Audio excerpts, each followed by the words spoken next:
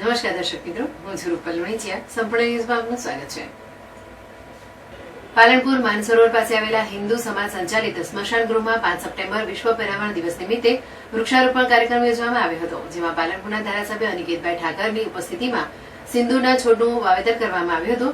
સ્મશાનમાં 1000થી વધારે વૃક્ષોનું વાવેતર કરવામાં આવશે. આ પ્રસંગે શહેર ભાજપ પ્રમુખ પ્રશાંતભાઈ ગોહિલ, નગરપાલિકા પ્રમુખ નાગજીભાઈ દેસાઈ, કારોબારી ચેરમેન પિયુષભાઈ પટેલ, પાણી પુરવઠા ચેરમેન આશીષભાઈ પડિયાર, બાગ બગીચા ચેરમેન જયશ્રીબેન પાર્થસારથી, સાગરભાઈ માણેક, ભવાનીભાઈ સહિત ભારતીય જનતા પાર્ટીનું શહેર સંગઠન તેમજ નગરસેવકો ઉપસ્થિત રહ્યા હતા.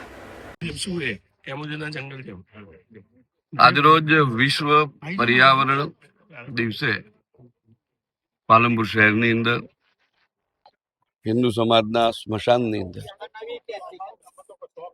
સિંદૂરનો છોડ વાવી અને વૃક્ષારોપણનો આખો જ કાર્યક્રમ થયો અને લગભગ 1000 જેટલા વૃક્ષો અહીં આવનારા એકાદ અઠવાડિયાની અંદર એનો વવાશે અને એનો ઉછેર પણ એટલો જ સુંદર રીતે થશે.